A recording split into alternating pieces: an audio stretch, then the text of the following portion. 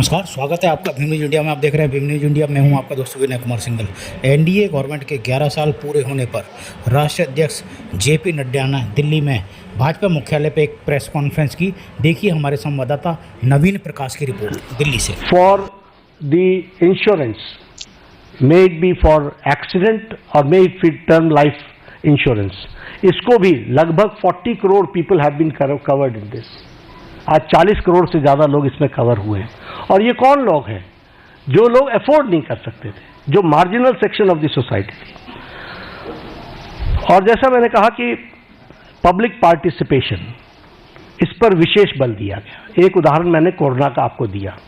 Corona Bharat सरकार के साथ साथ जनता ने लड़ा है, बाकी सब जगहों पर नहीं लड़ा है। बाकी सब जगहों पर स्ट्राइक्स हुई हैं। They have rejected the initiatives taken by government.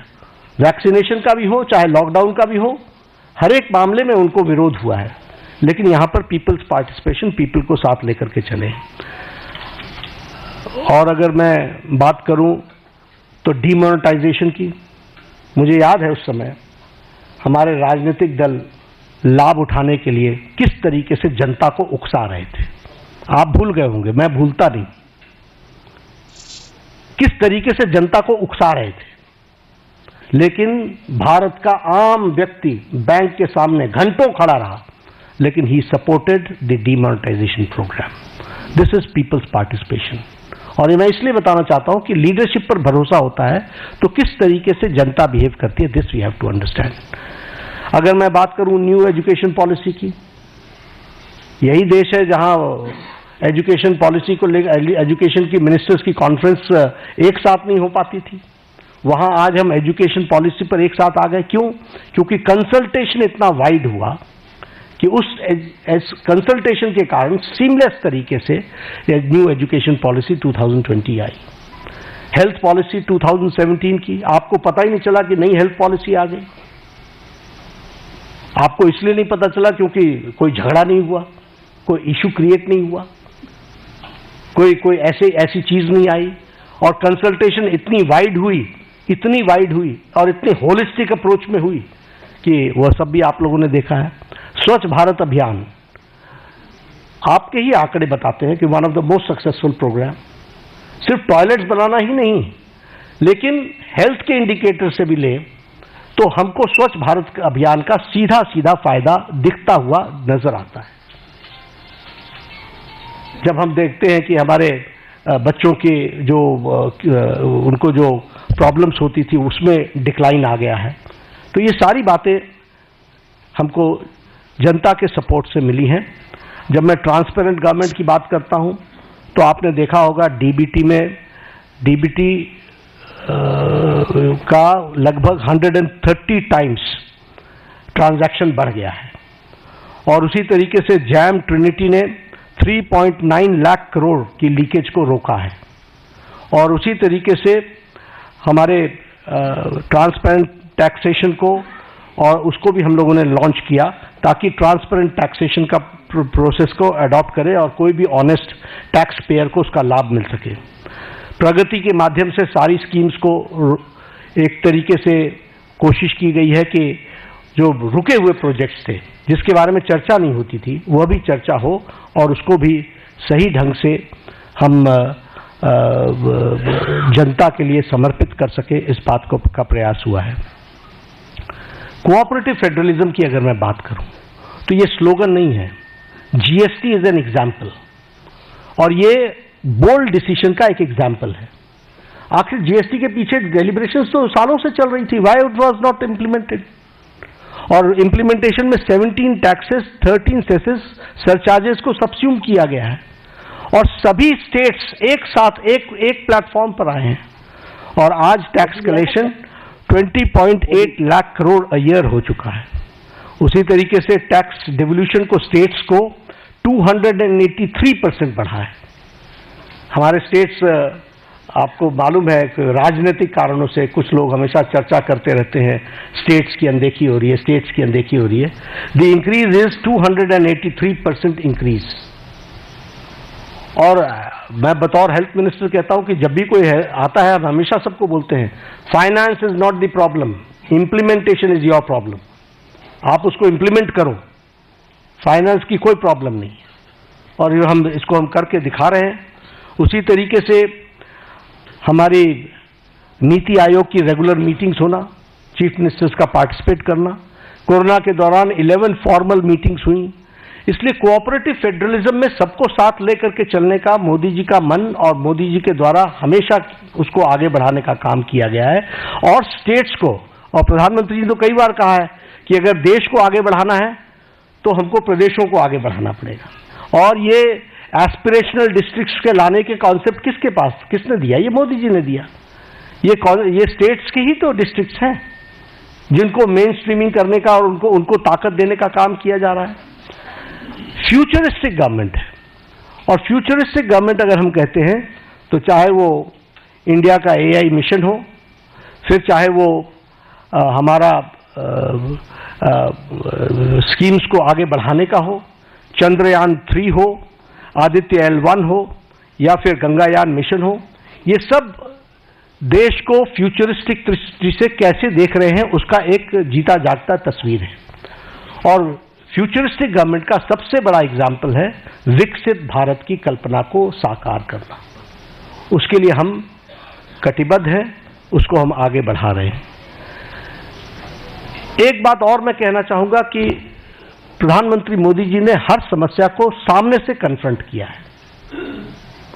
He has confronted from the front, कभी इधर उधर की बात नहीं की है। और आज मैं इसकी चर्चा जरूर करना चाहूंगा और आपको याद दिलाना चाहूंगा। एग्जाम्पल्स मेरे पास बहुत है, लेकिन जब उरी की घटना घटी तो प्रधानमंत्री जी ने अपने भाषण में कहा था, इसका जवाब दिया जाएगा। For the first time a prime minister ने अपने दुश्मन को सीधा सीधा संकेत किया। यह पहली बार किसी प्रधानमंत्री ने किया। आप सब लोग इंटरनेशनल पॉलिटिक्स को समझते हैं, इसके वाक्य का अर्थ समझना चाहिए। और उसके बाद सर्जिकल स्ट्राइक हुआ। जब पुलवामा की घटना घटी तो आप शब्द याद कीजिए, प्रधानमंत्री जी ने कहा था कि तुमने बहुत बड़ी गलती कर दी है, इसका खमियाजा तुमको भुगतना पड़ेगा। और उसके बाद बालाकोट का एयर स्ट्राइक हुआ। इस बार बिहार में पटना में, सिवान था शायद, मधुबनी में उन्होंने क्या कहा? उन्होंने कहा कि तुम्हें कल्पना से भी बाहर जवाब दिया जाएगा। और आपको मालूम है कि उनके ठिकाने, टेररिस्टों के ठिकाने और उनके एयरबेस सारे के सारे ध्वस्त कर दिए गए, बियॉन्ड उनकी कल्पना से। तो और ये न्यू नॉर्मल बन गया है। This is the new normal. प्रधानमंत्री जी ने इस कन्फ्रंट करते हुए सामने से कहा है, एक स्पष्ट रूप में कहा है कि कोई भी टेररिस्ट घटना को एक्ट ऑफ वॉर समझा जाएगा।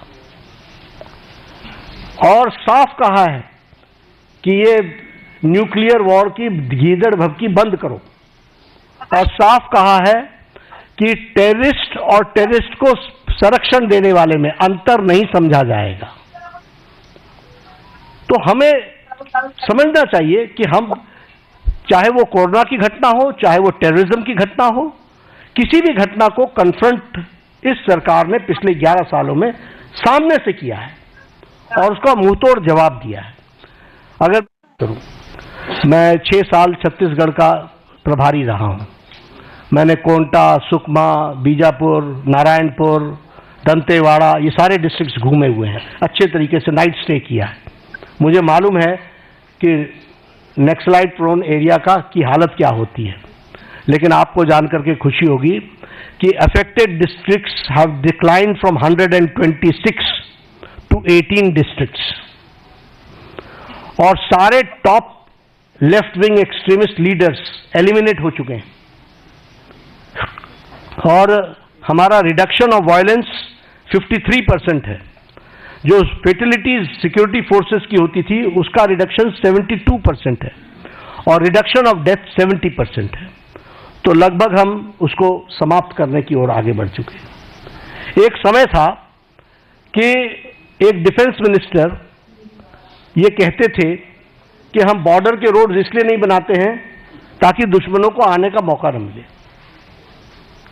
और आज बॉर्डर रोड्स में 8,000 किलोमीटर्स के बॉर्डर रोड्स और ब्रिजेस के बनाने का काम, और उसको भी परमानेंट ब्रिजेस बनाने का काम लगभग 400 बने हैं। अटल टनल की बात करें, अगर सेला टनल की बात करें या श्रीकुंडला टनल की बात करें, ये मेजर ब्रिजेस हैं जो हमारे को सिक्योरिटी के एंगल से बहुत महत्वपूर्ण है और जो देश की सिक्योरिटी के लिए काम कर रहे हैं। इंफ्रास्ट्रक्चर की बात अगर मैं करूं, रोड्स, एयरवेज, रेलवेज, ब्रिजेस, तो बड़ी लंबी फहरिस्त है उसकी जो उस पर चर्चा करेंगे। लेकिन हाँ, चेनाब की चर्चा मैं जरूर करना चाहूंगा कि नरसिम्हा राव जी के टाइम पर शिलान्यास रखा गया था। देखिए गवर्नमेंट के एक्शन को, नरसिम्हा राव जी के टाइम पर 1995 में रखा गया था, और इसको अटल जी ने project of national importance declare किया, और पूरा करने का काम प्रधानमंत्री मोदी जी ने 6 जून को, अभी 3 दिन पहले, उसको पूरा किया। वो भी हमको ध्यान में रखना चाहिए। तो इसलिए समस्याओं को टालते रहना ये इस सरकार की न रीति रही न नीति रही। सरकार ने समाज के सभी वर्गों की चिंता करते हुए कोशिश की कि उनके जीवन में सुधार हो, और आज पूरी ताकत के साथ हम विकसित भारत की ओर एक लंबी छलांग लेने के लिए तैयार हुए हैं। पिछले 11 वर्षों में मैंने पहले कहा कि अनइमेजिनेबल, जो किसी ने कल्पना नहीं की थी, वो काम हुए हैं, और इसके साथ साथ पिछले 11 साल में देश को एक विकसित भारत की तरफ ले जाने में और समाज के सभी वर्गों को साथ लेकर के चल करके आगे बढ़ने में प्रधानमंत्री मोदी जी का नेतृत्व सफल रहा है। और आज 11 साल पूरे होने पर मैंने कोशिश की, it is very difficult to comprehend the whole work done in last 11 years, but I've tried to point out some major things, and I've tried to highlight the issues, the policies and programs जिनके माध्यम से इस कार्य को पूरा करने का काम प्रधानमंत्री मोदी जी ने किया है। धन्यवाद। बहुत बहुत धन्यवाद आदरणीय राष्ट्र। आप देख रहे थे Bhim news India. Bhim news India को यूट्यूब पर सब्सक्राइब कीजिए, लाइक कीजिए, शेयर कीजिए, कमेंट्स कीजिए। आने वाले नोटिफिकेशन के लिए बेल आइकन का बटन दबाना ना भूलें। भीम न्यूज़ इंडिया के फेसबुक पेज को भी आप फॉलो कर सकते हैं। आपका बहुत बहुत धन्यवाद। बने रहिए हमारे साथ।